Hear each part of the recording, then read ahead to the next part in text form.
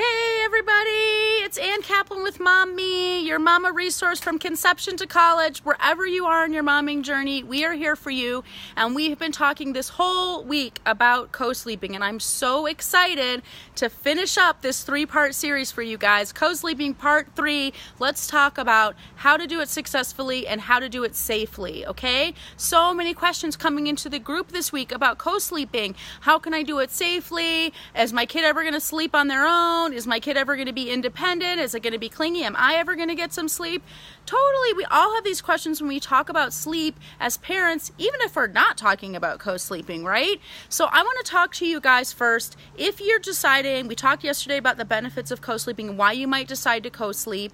And don't be surprised, even if you're not planning on co-sleeping, that you wind up doing it sometimes, because statistics show that almost every mom does it at least once. We just can't help ourselves, right? That's what we talked about yesterday. So let me give you guys some tips to make it a successful experience. And my first tip to you guys when it comes to sleep in general and co-sleeping specifically, have a plan, but be flexible about your plan, okay? So don't just wing it when you bring your baby home from the hospital or have your baby at home or whatever. You want to have a plan. Maybe your plan is to have a co-sleeper attached to the bed. Maybe your plan is to have a bassinet or a crib in the room with you. Maybe your plan is to bed share. But whatever that plan is, have a plan and think about all the things we talked about today. Do your own research. I really, once again, want to encourage you guys to check out Dr. James McKenna's website at Notre Dame University to really learn all of the current research about infant sleep and make your own decision and use it to make your plan. But be flexible, because parenting is all about just playing the hand that you're dealt. Just like birth, just like labor, just like everything in life, but especially parenting and especially sleep. We all have a plan of how it's going to be, and I bet your plan doesn't include you being like, please go to sleep. But guess what, you guys? Sometimes we veer from the plan. Sometimes your baby didn't get the memo about what your plan was. So be okay with adjusting your situation and don't doggedly stick to something that's not working for you, okay?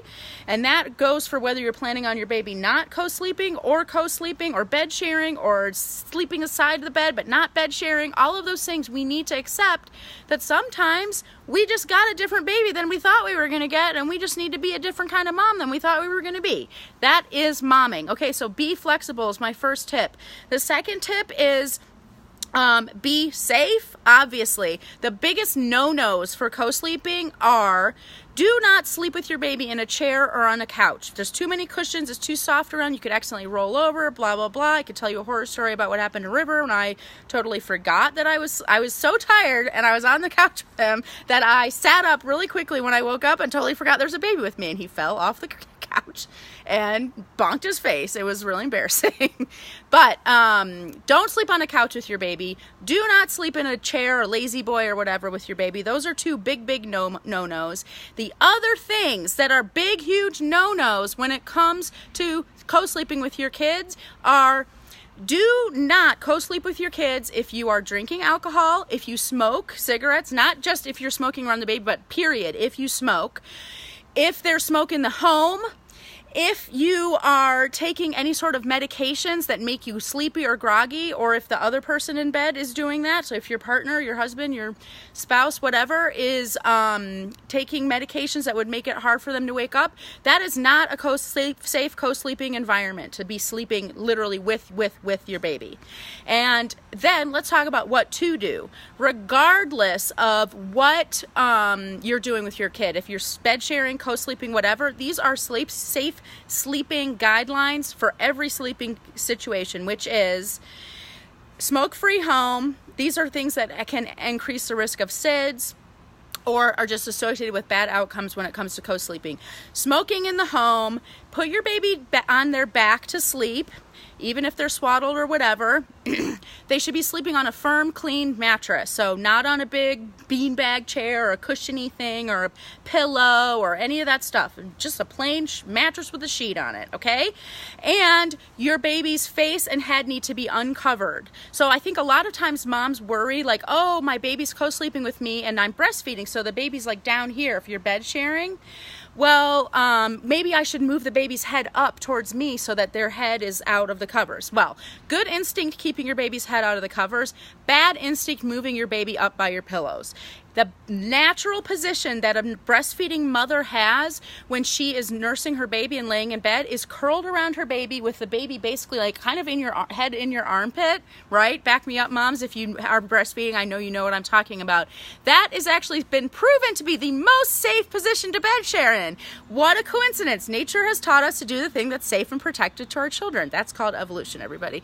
So follow your gut. Do the thing that naturally is going to come to you. And that brings me to the last thing I want to say about co-sleeping and specifically bed sharing. That is not going to be a fun thing for me to tell you guys because it's very controversial, but the science is there and it would be really irresponsible of me not to share it with you, which is this. One of the best safety factors that are correlated with safe bed sharing is breastfeeding. It is not recommended to bed share with a bottle-fed baby because the behaviors and biomechanics and response cues and connection between the mother and baby, I hate that this is true, but it is true, are different when you are bottle feeding your baby. Does that mean you're not a good mom? No, you're an amazing mother. You're doing what needs to be done to feed your baby, and what also might be done to keep your baby safe is not to bed share. So that's my suggestions to you guys. I don't want you to just take this as gospel. I want you to look up online your own information, read books, do the research, look at peer-reviewed literature, and make your own decision. And I'm going to post a link to Dr. McKenna's website again this week because it is so, so profoundly important.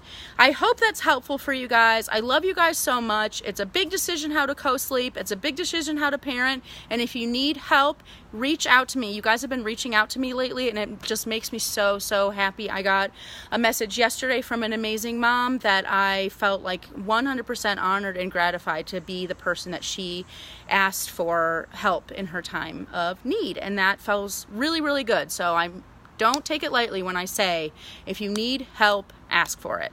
Love you guys so much. Have an amazing week. I'll talk to you again soon.